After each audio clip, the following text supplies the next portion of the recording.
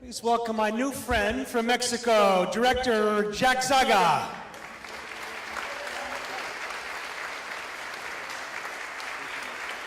Thank you very much. Thank you for coming. Do we have any questions? Yes, sir. What was the inspiration for the movie? We are three writers, and we were together thinking about what we're gonna make our next movie. And we had many ideas, and suddenly a question came up, which was, how is it gonna be when we become old? And we start projecting into the future our fears, and we also remembered funny things from family and friends, and we decided that we wanted to tell a story about that subject in a comedy environment. Yes. More questions? Yes, Julie.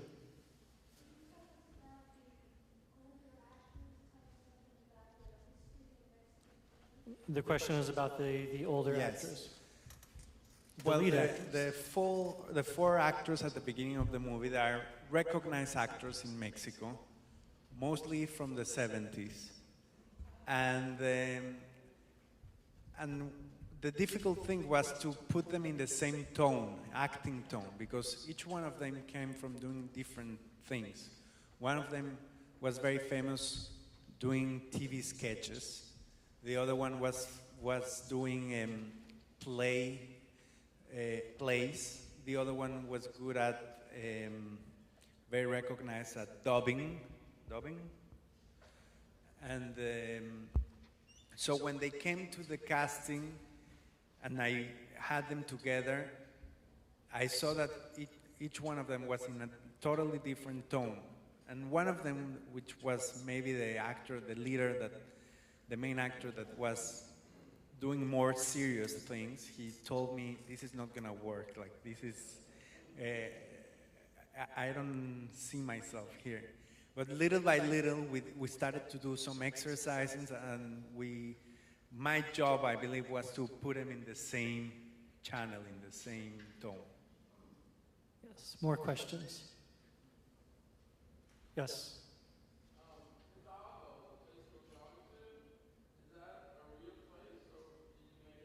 The location of Hidalgo that they were going to, is that a real place? Well, it is a real place, and also the singer, the songwriter and singer, it existed. It was very, very famous. Yeah, but also they're going to a museum, because that was the place where it is the actual museum of the singer. And the singer, the way it started also is I met a friend of mine met the singer's son, and he was very excited, and he told me, now this singer, he's very, very famous. Like, there is no way, if you ask for mariachis, 8 out of 10 songs that a mariachi plays today is his songs. You cannot explain it. Like, you cannot talk about Mexico's culture and history without talking about him and his songs. So he was very happy that he met his son, and he told me, we should do something, or you should do something with it.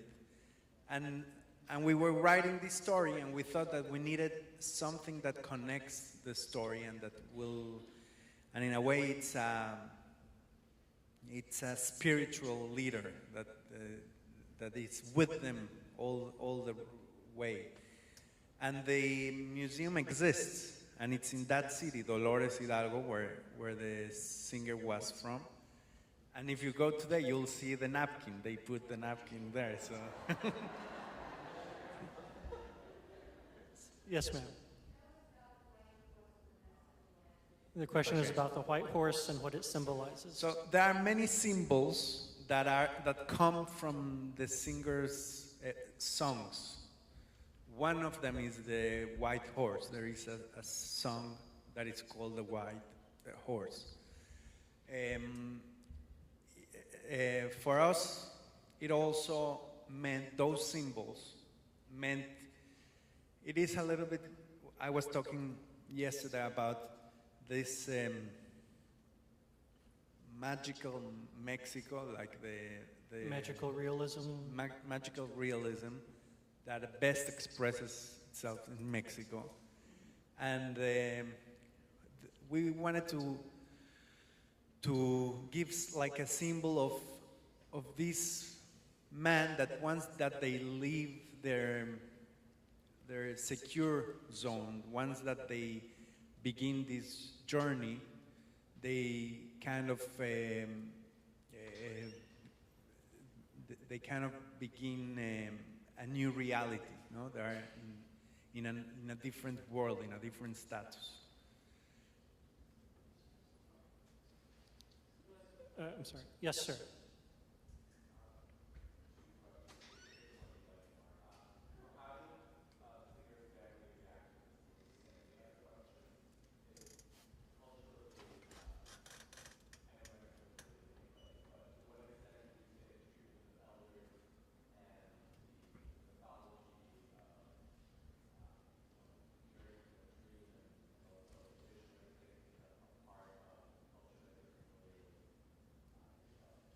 So there was two questions. The first question is, how did the singers, does the singer still have family? Is he recognized? How did they respond to the film? That was the first question. They were very happy, and the son was helping us all the way from the beginning.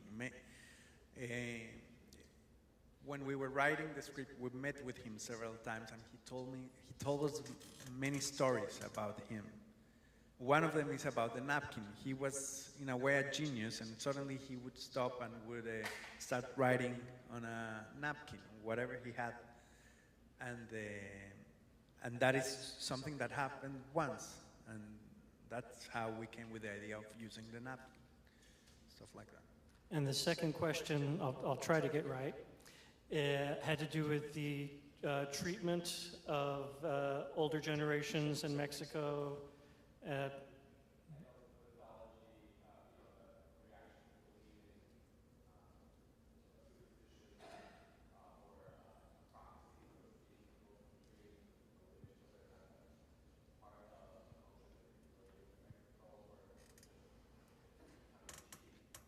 And then also about the superstitious, how much of the culture in Mexico is more superstitious, would believe in witches or things like that, or is that more of a mythology of the film? So 3 questions. Well, yeah, regarding old people, our belief, and I can see it with when we released the movie in Mexico,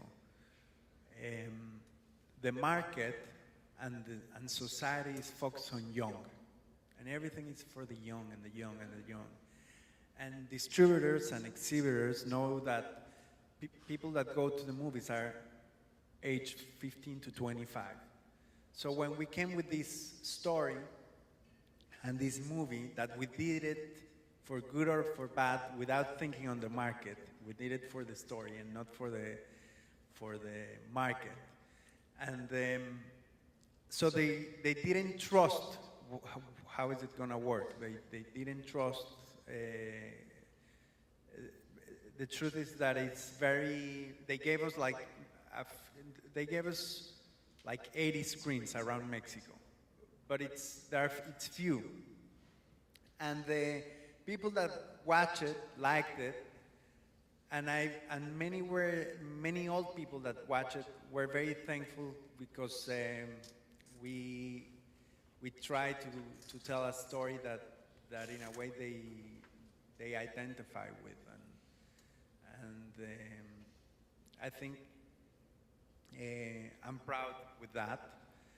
And I think again that in Mexico it's very common to see all these elements of magic and superstitious, and it's something that you see it all the time. We have a question from Twitter. How long did it take to make this film? the whole process was a little bit more than a year and a half. The shooting was 5 weeks, but and maybe writing the script was 8 months.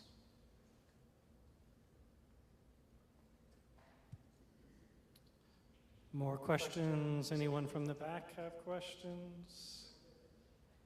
Yes, yes, sir.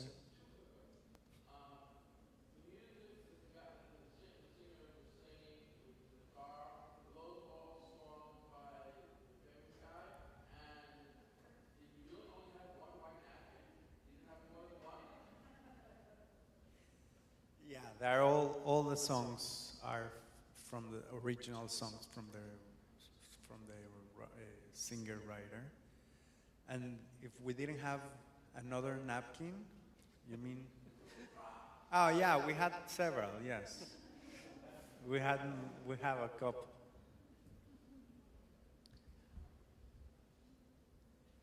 Can you tell us what's next for you? We're finishing a movie with the same actor, the main actor. It's called Warehouse. It's also a comedy. I like comedy a lot. And it's a story about a young man, 20-year-old, that will replace a man that's been in charge in a warehouse for 40 years. And they're gonna spend a week together from Monday to Friday. And the old man will teach the young man what's the job about. And it's a beautiful story because it's an empty warehouse and two actors in it. And there is nothing, it's an empty warehouse. And you would say that there is no way a story can happen over there. There's really nothing. But from nothing, the story starts to develop into a very profound and beautiful story about life, about time, about what you do with your time and fear and many things. Yes, ma'am, a question over here. Who is your favorite character from the movie? I think the one that dies at the beginning.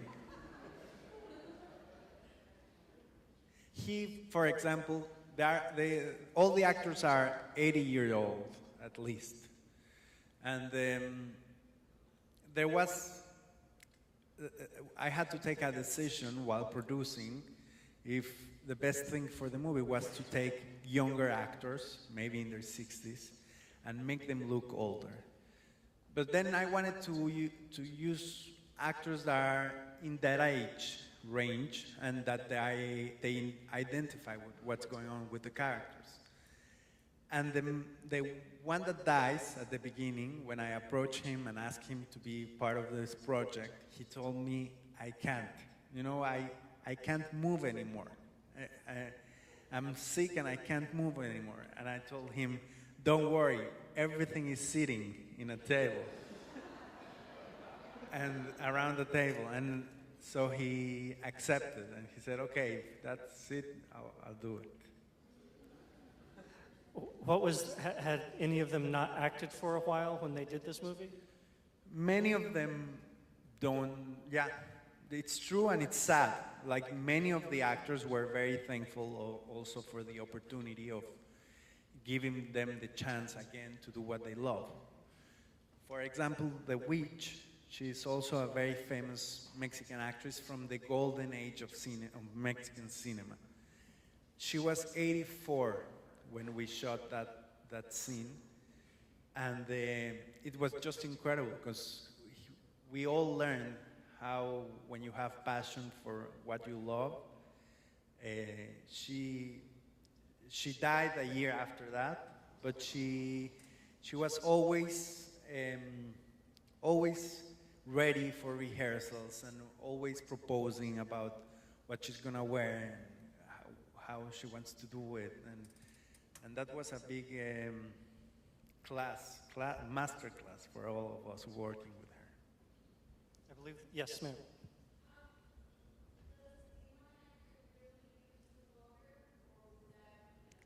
No, he doesn't use the walker.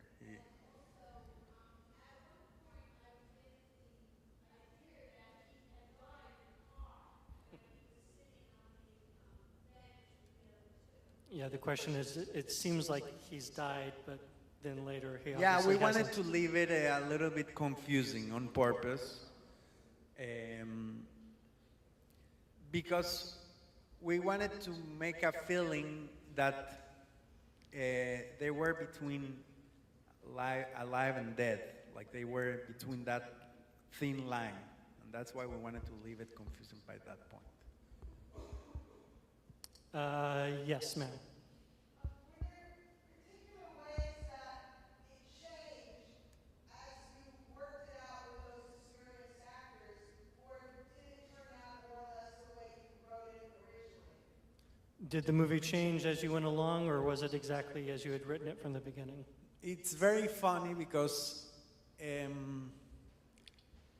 when I met the actors, I cast the actors, and then you have together months of process of preparing for the shooting and the actual shooting. So you get to know the actors pretty good. And I realized that they really are like the characters. Like the main actor, he's very tough and he's very and serious, and he gets mad pretty easy, and he complains every time, everywhere. Then the thin one, he's always wearing a suit, and he's always clean and shaved, and he's very delicate.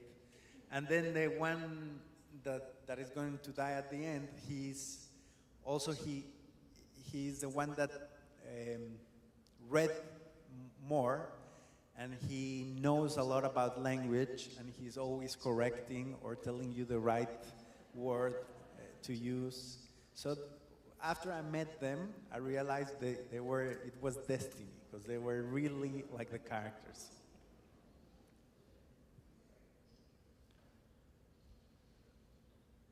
Any more questions? Yeah, sure. Did the driver in the car accident die? Yes. Yeah. And that, for example, it was for the writers. Hmm? Yeah, it was like his soul talking to the cow. But when you're writing, you have also like the opportunity to say, you have like the main thing that you want to say, but then you have little things that you can add to the story. And we needed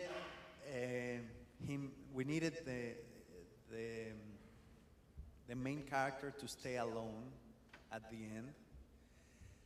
And we came with this, so there is one famous song of this singer that is about a stone, a rock in the road. And that's that's why they get into an accident and they bump the rock. But also the three of us, we were pretty much against bullfighting, and we thought it was we don't like it because I think I don't like the suffering of animals for entertaining. So we decided that these guys should be against bullfighting, and then you start to connect the dots like like a puzzle. And that's how we gave it the twist that at the end he dies with a cow on the road also. Thank you, Jack Saga. Thank Be you. sure and vote.